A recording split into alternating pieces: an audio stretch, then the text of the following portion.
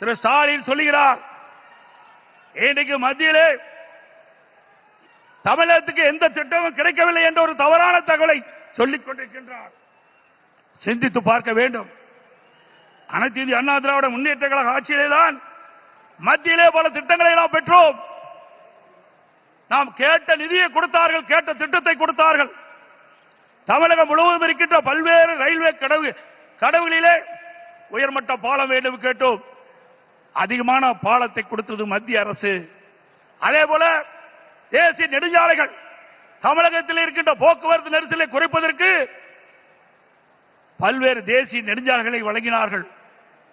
அது மட்டுமல்ல, சென்னை மாநகரத்தில் அதிகமான போக்குவரத்து நெரிசல் இருக்கின்ற காரணத்தினாலே மெட்ரோ ரயில் திட்டம் கட்டம் 2 அதற்கு அனுமதி கொடுக்கப்பட்டு சுமார் 63,000 கோடி ஒரே திட்டத்திற்கு அனுமதி வழங்கி அந்த திட்டத்தை மத்திய அமைச்சர்களே நேரடியாக வந்து அடிக்கல் நாட்டி சாதனை படைத்தோம்.